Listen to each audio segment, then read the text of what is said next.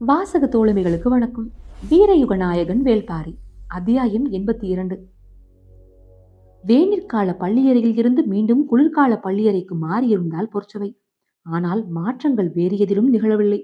வேனிற்கால பள்ளியறையில் இருந்த காலத்திலும் புதிய விற்பன் அங்கு வரவில்லை. அரச பணிக்காக வெங்கல் நாட்டுக்கு போனவனை பேரரசர் அங்கேயே இருக்கச் சொல்லிவிட்டார். போர்ச்சூழலை நோக்கி நாட்கள் நகர்ந்து கொண்டிருந்தன. மழைக்காலம் தொடங்கும் முன் பேரரசரும் புறப்பட்டு போனார். போருக்கான ஏற்பாடுகளுக்காக அரண்மனையின் முக்கிய பொறுப்பாளர்கள் அனைவரும் முன்னதாக புறப்பட்டு விட்டனர்.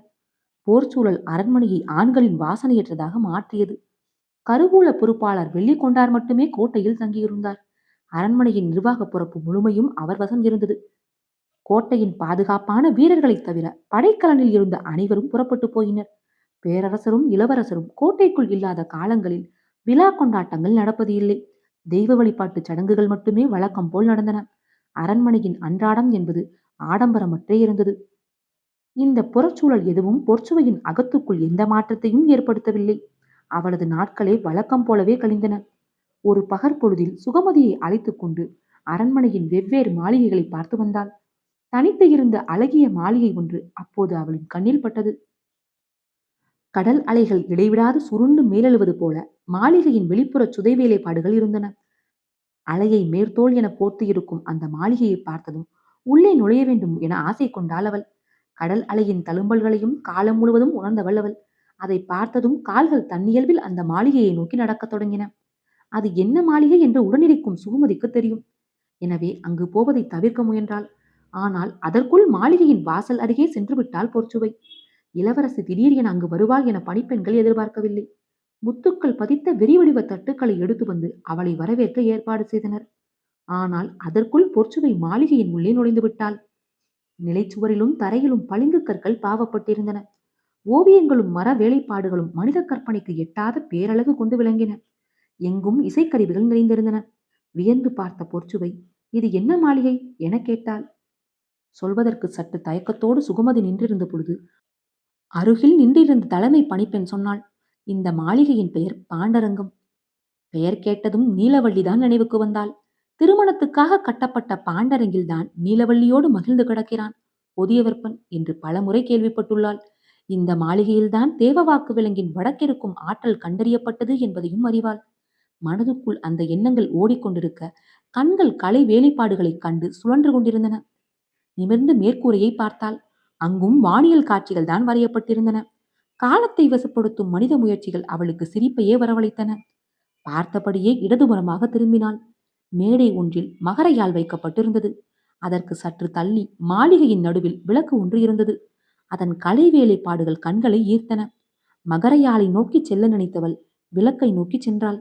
பணிப்பெண் அருகில் வந்து சொன்னாள், மிகச்சிறந்த கலை வேலைப்பாடுகளை கொண்ட விளக்கு இது. காமன் விளக்கு என்று இதை சொல்வார்கள் இளவரசி. காதலுற்ற பெண் ஒருத்தி வலது கையை பக்கவாட்டில் சற்றே உயர்த்தி பிடித்திருக்கிறாள். அவளின் உள்ளங்கையில் அகல் இருக்கிறது. இடது கையை மார்போடு அணைத்தபடி வைத்திருக்கிறாள். அந்த கை ஒரு மலரை பிடித்துக் கொண்டிருக்கிறது. அவளின் பேரழகில் மயங்கிய காதலன் அவளின் முகம் பார்த்தபடி அணுக்கமாய் மயங்கி நிற்கிறான். அந்த சிலையை உற்று பார்த்தபடியே நின்றாள் பொற்சுவை. பணிப்பெண் சொன்னாள், இந்த விளக்கில் சுடரேற்றி பார்க்கும் பொழுதுதான் இதன் முழு சிறப்பும் தெரிய வரும் இளவரசி. சரி என தலையசைத்தாள் பொற்சுவை. அரங்கின் பிற பகுதிகளில் இருந்து வரும் ஒளியை திரைச்சீலையை இறக்கி மறைத்தார்கள். பாண்டரங்கில் இருள் நிறைந்தது. பணிப்பெண்கள் காமன் விளக்கில் சுடர் ஏற்றினார்கள். முன் திசையெங்கும் ஒளி பரவியது. அரங்கில் இருந்த கண்ணாடிகளும் முத்துக்களும் ஒளியை வாங்கி உமிழத் தொடங்கின. பணிப்பெண், இந்த விளக்கின் சிறப்பு உமிழும் ஒளியல்ல, படரும் நிழல்தான் என்று பொற்சுவையை பார்த்து சொல்லியபடி விளக்கின் பின்புறத்தை நோக்கி கை நீட்டினாள். பொற்சுவையும் சுகமதியும் அந்த திசையை பார்த்தனர். ஆணும் பெண்ணுமாக இருவர் நிற்கும் சிலையின் நிழல் ஒற்றை உருவமாக படிந்திருந்தது. சுடர் அசையும் பொழுதெல்லாம் நிழலும் அசைந்து கொடுத்தது. அசையும் நிழலுக்குள் புரளும் உருவங்களைப் பற்றி பணிப்பெண் வியந்து சொல்லத் தொடங்கினாள். கையை உயர்த்தி அவளின் பேச்சை நிறுத்திய பொற்சுவை, திரைச்சீலைகளை உயர்த்துங்கள் என்றாள். சற்றே அதிர்ந்த பணிப்பெண்கள் திரைச்சீலைகளை விளக்கினர். பாண்டரங்கம் மீண்டும் ஒளி கொண்டது. சிலையின் அருகில் இருந்தபடி உற்று பார்த்து கொண்டே இருந்த பொற்சுவை சிறிது நேரம் கழித்து சொன்னாள், இந்த சிலையின் சிறப்பு வலது கையில் ஏந்தி பிடித்துள்ள விளக்கோ படரும் நிழலோ அல்ல. அனைவரும் வியந்து பார்த்தனர். இடது கையில் மார்போடு அணைத்து பிடித்திருக்கும் அந்த மலர்தான். சுகமதி அப்போதுதான் அந்த மலரை உற்று பார்த்தாள். இந்த சிலையை வடித்த சிற்பி யார்? பணிப்பெண்களுக்கு தெரியவில்லை, கேட்டுச் சொல்கிறோம் இளவரசி என்றார்கள். விரைந்து தெரிவியுங்கள் என்று சொல்லிவிட்டு பாண்டரங்கம் விட்டு வெளியேறினாள். வரும் வழியில் சுகமதி கேட்டாள், அந்த மலரின் சிறப்பு என்ன இளவரசி? அந்த காதலர்களின் முகங்களை பார்த்தாயா? உள்ளுக்குள் இருந்து பெருகும் பேரன்பால் மலர்ந்திருக்கின்றன. விளக்கின் சுடரை ஏற்றாத பொழுதும் அந்த முகங்கள் மலர்ந்தே இருக்கின்றன. அப்படியென்றால் அந்த மகிழ்வுக்கு காரணம் விளக்கல்ல, வேறு ஏதோ காரணம் இருக்க வேண்டும் என தோன்றியது. அப்போதுதான் அந்த மலரை உற்று கவனித்தேன். அது தனித்துவமிக்கதொரு மலர். அதன் கீழ் இதழ்களின் அடிப்பகுதியில் சிறு சிறு வேர்கள் இருப்பதைப் போல சிற்பி வடித்துள்ளான். மலரின் இதழ்களில் எப்படி வேர் இருக்கும்? வேரில் காய்கள் காய்க்கும் மலர்கள் மலருமா என்ன? நானும் இதுவரை கேள்விப்பட்டதில்லை. ஆனால் வேரில் மலரும் தன்மை கொண்ட ஏதோ ஒரு அதிசய மலர் உள்ளது. அதை ஏந்தி பிடித்துள்ளதால் தான் இந்த காதலர்கள் இவ்வளவு மகிழ்வோடு இருக்கிறார்கள். அதைத்தான் சிற்பி மிக நுட்பத்தோடு வார்த்துள்ளான். அன்றைய நாள் முழுவதும் அந்த மலரையும் காமன் விளக்கையும் பற்றியே பேசிக் கொண்டிருந்தாள் பொற்சுவை. அந்த விளக்கை செய்த சிற்பி யாரென தெரிந்து கொள்ள விடாது முயன்றாள். மறுநாள் காலையில் பாண்டரங்கின் தலைமை பணிப்பெண் வந்து சொன்னாள், தங்களின் திருமணத்துக்காக வெங்கல் நாட்டு சிறுகுடி மன்னர் கொடுத்த பரிசு பொருள் அது.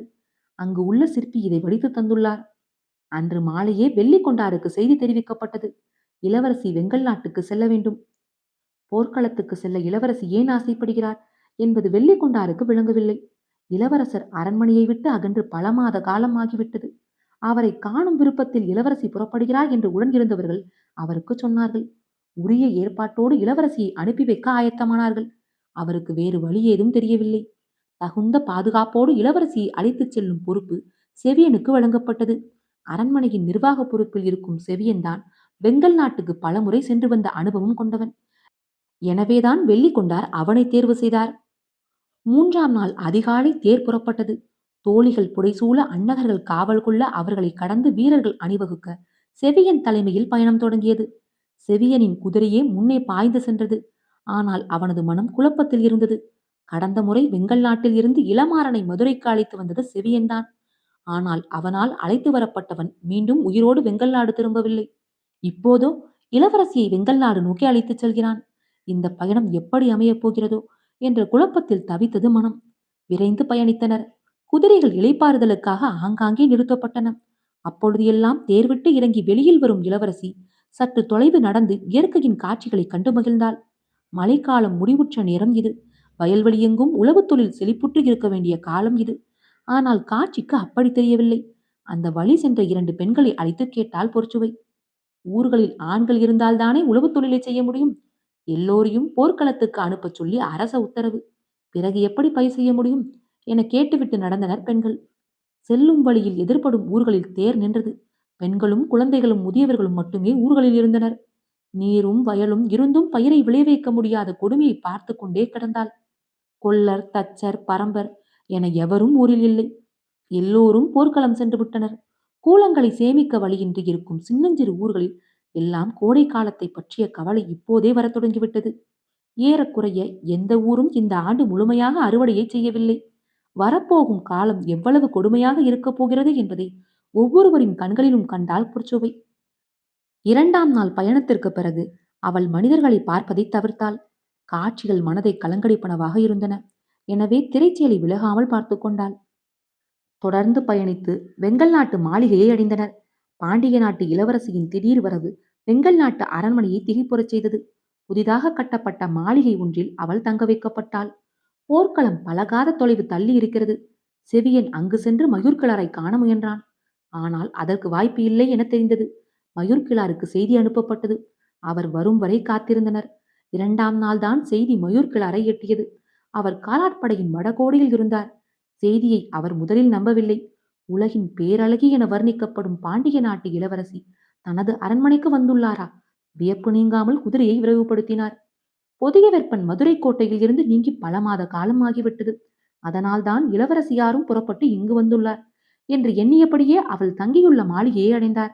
பாண்டிய நாட்டு வழக்கப்படி நுண்ணிலை பட்டு சரடுகளால் ஆன திரைச்சீலைகள் அலையலையாய் மறைந்திருக்க அப்பால் நின்று இருந்த இளவரசி திரைவிலைக்கு வெளியே வந்தாள்.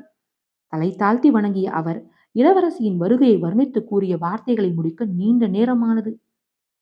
பொற்சுவை மகிழ்ந்து அவரது வரவேற்பை ஏற்றாள். அமைச்சர் முசுகுந்தரிடம் நான் வந்துள்ள செய்தியை தெரிவியுங்கள். அவர் பொருத்தமான நேரத்தில் பேரரசரிடமும் இளவரசரிடமும் இந்த செய்தியை சேர்ப்பார் என்றாள் பொற்சுவை. உத்தரவு இளவரசி, அவ்வாறே செய்கிறேன் என்று கூறி புறப்பட ஆயத்தமான மயூர்கிழாரை நோக்கி சுகமதி கேட்டாள். இளவரசியாரின் திருமணத்துக்கு காமன் விளக்கை பரிசாக தந்தீர்கள் அல்லவா? அந்த விளக்கை செய்த சிற்பி எங்கே? மயூர்கிழார் உள்ளுக்குள் மகிழ்ந்தார். இந்த மாளிகைக்கு இளவரசர் வரும் நாளன்று காமன் விளக்கு இங்கே இருக்க வேண்டும் என இளவரசி விரும்புவதாக எண்ணிக்கொண்டார். உடனடியாக அதற்கு ஏற்பாடு செய்கிறேன் என்று கூறிய மயூர்கிழார் அரண்மனையின் தலைமை சித்திரக்காரர் குழல்தத்தனை அழைத்து காராளி எங்கு இருந்தாலும் அழைத்து வரச் சொல்லி உத்தரவு விட்டு போர்க்களம் திரும்பினார். சூழல் தத்தன் வயதில் மூத்தவர். இளவரசியைக் கண்டு வணங்கினார். காராளியின் ஊர் மலைக்குன்றுகளுக்குள் இருக்கிறது. போய் திரும்ப 3 நாட்களாகும் என்று சொல்லிச் சென்றார். இளவரசி பொற்சுவை பயணக்களைப்பு நீங்க ஓய்வெடுத்தாள். 3 நாட்களுக்கு பிறகு குழல் தத்தன் வந்தார். ஆனால் உடன் யாரும் வரவில்லை. இளவரசியிடம் பணிந்து சொன்னார். காராளி வர மறுத்துவிட்டான் இளவரசி. யாரும் எதிர்பாராத பதிலாக இருந்தது. பாண்டிய நாட்டு இளவரசியின் அழைப்பை ஒரு சிற்பி மறுத்துச் சொல்கிறானா என சற்றே கோபத்தோடு கேட்டாள் சுகமதி. குழல் தத்தன் பேச்சின்றி நின்றான். ஏன் மறுத்தான் என கேட்டாள் பொற்சுவை. குழல் தத்தன் எந்த விளக்கமும் சொல்லாமல் நின்றார். மீண்டும் கேட்டாள் பொற்சுவை.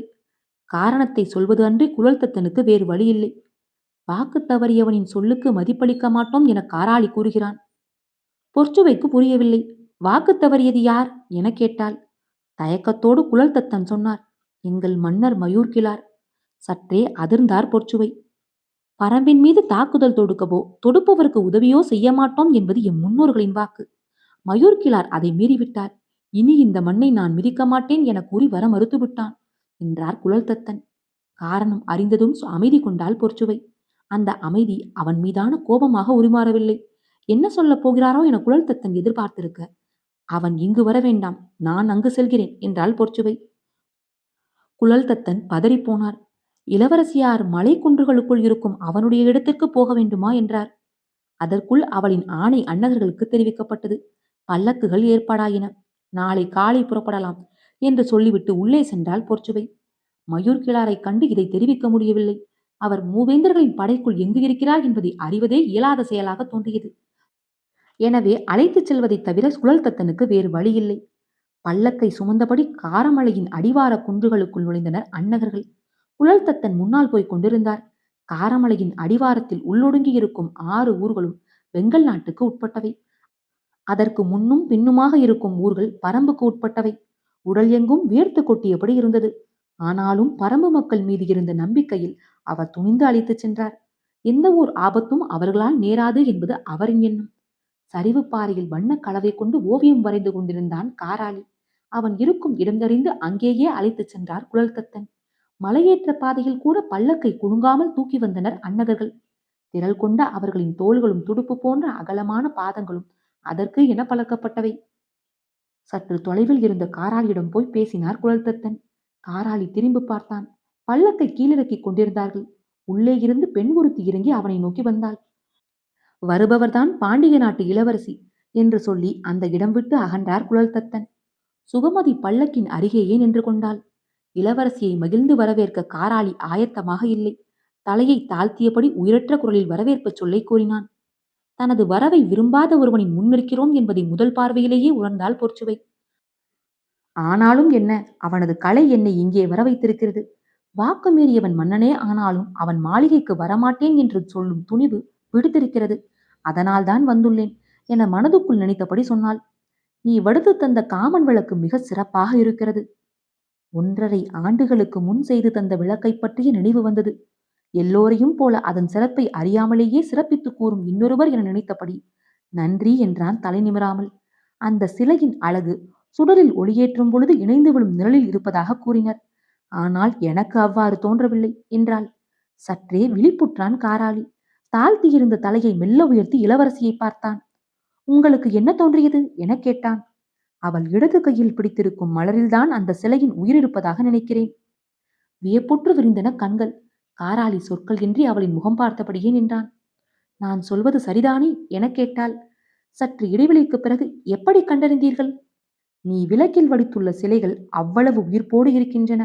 அவர்களின் முகங்களில் இருக்கும் மகிழ்வை வார்த்தைகளால் சொல்ல முடியாது. அதற்கு காரணம் இடது கையில் ஏந்திருக்கும் மலர்தான். அவள் அதை உயிர் என காத்து வைத்திருக்கிறாள். ஆம், அதுதான் மலர்களிலேயே அதிசிறந்தது. காதலின் குறியீடாக மலைமக்கள் போற்றுவது. பெருவியப்போடு பொற்சுவை கேட்டாள். என்ன மலர் அது? அதன் சிறப்பு என்ன? முகம் மலர்ந்து காராளி சொன்னான். நிலத்தில் பூக்கும் பூக்கள் எல்லாம் ஒரு முறைதான் மலர்கின்றன. பிறகு காய்ந்து உதிர்ந்து விடுகின்றன. ஆனால் நீர்ப்பூக்கள் அப்படியல்ல. அவை மலர்கின்றன, பிறகு கூம்புகின்றன, மீண்டும் மலர்கின்றன. பூக்களின் அதிசயம் நீர்ப்பூக்கள் என்றுதான் பலரும் கருதுவர். ஆம், அதில் என்ன ஐயம் என கேட்டாள் பொற்சுவை. நீர்ப்பூக்களைப் போல மலர்ந்து பிறகு கூம்பி மீண்டும் மலரும் பூ ஒன்று நிலத்திலும் இருக்கிறது. பெருவியப்போடு நீ சொல்வது உண்மையா என கேட்டாள் பொற்சுவை. ஆம் என்று சொன்ன காராளி, அதில் வியப்புக்குரிய செய்தி இதுவல்ல, இதனினும் சிறந்த ஒன்று உள்ளது என்றான். சொல்லி முடிக்கும் முன்னர் என்ன அது என்று கேட்டாள் பொற்சுவை. காராளி சொன்னான். முளைக்கும் பயிர் நிலத்தை முண்டி மேலே வருவதைப் போல வேரில் இருந்து முளைக்கும் இந்த மலர் நிலத்தை முண்டி மேலே வந்து மண்ணோடு மலரும். இதன் வியப்புக்குரிய குணம் என்னவென்றால், மனிதர்கள் யாரேனும் அருகில் போனால் மலர்ந்த அதன் இதழ்களை மீண்டும் கூப்பி உள்ளே இழுத்துக் கொள்ளும். அதன் மேல் இதழ்களில் சிறு சிறு முற்கள் இருக்கும். பார்ப்பவர்கள் ஏதோ முள்காய் மண்ணுள் கிடக்கிறது என நினைத்து கடந்து போய்விடுவார்கள் என்றான். பொற்சுவை அசையாமல் கேட்டுக்கொண்டிருந்தாள். காராளி பேச்சை நிறுத்தி அமைதியானான். அப்படியென்றால் மனிதர்கள் இதை பார்க்கவே முடியாதா? முடியும். பேரன்பால் ஒன்று கலர்ந்த காதலர்கள் மண்ணுள் புதைந்திருக்கும் இதன் அருகே உட்கார்ந்து ஈசல் புற்றை மெல்ல ஊதுவது போல மூச்சுக்காற்றால் ஊத வேண்டும். காதல் இனியர்களின் மூச்சுக்காற்று படப்பட கொஞ்சம் கொஞ்சமாக இந்த மலர் மலர்ந்து வெளிவரும் என்று சொல்வார்கள். பொற்சுவையின் உடல் நடுங்கி அடங்கியது. நீ சொல்வது உண்மையா? ஆம் என்றான் காராளி. இதன் ஆதி பெயர் நிலமுரண்டி. ஆனால் காதல் மலர் என்றால் தான் காட்டில் உள்ளவர்களுக்கு தெரியும். பொற்சுவை சொல்லின்றி நின்றாள். பாரியும் ஆதினியும் தங்களின் மூச்சுக்காற்றால் மலர வைத்த காதல் மலரை ஏந்தி நின்றார்கள் என்று என் ஆசான் ஒருமுறை கூறினார். அந்த காட்சியை நான் கற்பனையாக வரைந்திருந்தேன். மயூர்கிழார் புதுமையாக ஏதாவது பரிசு பொருள் செய்ய வேண்டும் என்று சொன்ன பொழுது அந்த ஓவியத்தையே விளக்காக வடிவமைத்தேன். எல்லோரும் சிலை அமைக்கப்பட்ட கோணத்தால் நிழல் படர்வதைத்தான் கவனித்தார்களே தவிர கையில் ஏந்தியிருக்கும் காதல் மலரை யாரும் கவனிக்கவில்லை. நீங்கள் மட்டுமே அந்த அதிசய மலரை கண்டறிந்திருக்கிறீர்கள். மூர்ச்சையாவதைப் போல தாக்குண்டு நின்றாள் பொற்சுவை. நீ வடித்துள்ள சிற்பத்தில் இருப்பது பாரியும் ஆதினியுமா? அவர்களை நினைத்துத்தான் அந்த ஓவியத்தை வரைந்தேன். அந்த ஓவியம் கொண்டே சிற்பத்தை உருவாக்கினேன். அப்படியெனில் அதில் இருப்பது அவர்கள்தானே? மிரட்சியில் இருந்து மீள முடியவில்லை. பாண்டிய பேரரசின் பாண்டரங்கத்துக்குள் இத்தனை காலமாக இருப்பது பாரியின் சிலையா? கலங்கி நின்றாள் பொற்சுவை. மனங்களை வெல்லத் தெரிந்தவன் ஒருபோதும் தோல்வியடைய மாட்டான். நாடுகளையும் காலங்களையும் கடந்து கலைகளால் அவன் வாழ்வான். இன்னும் எத்தனை நூறாண்டுகள் கழித்தும் மனமுன்றிய காதலர்கள் நிலமுரண்டியை கண்டு மூச்சுக்காற்றை ஊதினால் பாரியும் ஆதினியுமே இதழ்களாய் விரிவார்கள் என்றான் காராளி. கலங்கிய கண்களோடு பேச்சின்றி நின்றாள் பொற்சுவை. அவளின் ஆள் மனதுக்குள் மூச்சுக்காற்று ஊதப்பட்டு கொண்டிருந்தது. ஆனால் புதைந்து போன அவளது காதல் மலர் இதழ் விரித்து மேலெழவில்லை. சற்றே அதிர்ச்சியாகி நின்றாள். காலம் கடந்து விட்டது என தோன்றியது. மூச்சுக்காற்றின் ஓசை மட்டும் கேட்டபடி இருக்க அந்த இடம் விட்டு மெல்ல நகர்ந்தாள். எதுவும் சொல்லாமல் போகிறாரே என நினைத்த காராளி பொற்சுவையை பார்த்து கூறினான். நாங்கள் 6 ஊர்க்காரர்களும் வெங்கல் நாட்டைச் சேர்ந்தவர்கள்தான். ஆனால் வாக்கு தவறியவனுக்காக வில்லேந்த மாட்டோம் என்று உறுதி கொண்டுள்ளோம். எனவே போர்க்களம் புகப் போவது இல்லை. தங்களுக்கு விருப்பமானதை சொல்லுங்கள் இளவரசி, செய்து தருகிறேன். தள்ளிப்போன பொற்சுவை கண்களை துடைத்தபடி திரும்பினாள். முகம் மெல்ல மலர்ந்தது. காராளியை பார்த்து சொன்னாள். எனக்கு வேண்டியதை நீ தந்துவிட்டாய். அவளது புருவங்கள் இசைவாய் வளைந்து கீழிறங்குவதும் இமையோரத்து மயிர்கால்கள் அதனை எவ்வி பிடிக்க முயல்வதும் யாராலும் வரைய முடியாத ஓவியம் போல இருந்தன. அந்த அழகிய விழிகளை விட்டு காராளியின் கண்கள் விலகவில்லை. பேச்சின்றி நின்ற காராளியை பார்த்து என்ன என்றால் பொற்சுவை. இந்த உலகில் வரைய முடியாத ஓவியங்கள் இருக்கும் வரை ஓவியன் வரைந்து கொண்டே இருப்பான் என்று சொல்லி மீண்டும் வண்ணக்கலவையை கையில் ஏந்தினான் காராளி. அத்தியாயம் 82 நிறைவுற்றது. காற்றோடும் உங்கள் காதுகளோடும் நான் எவிமயிலா.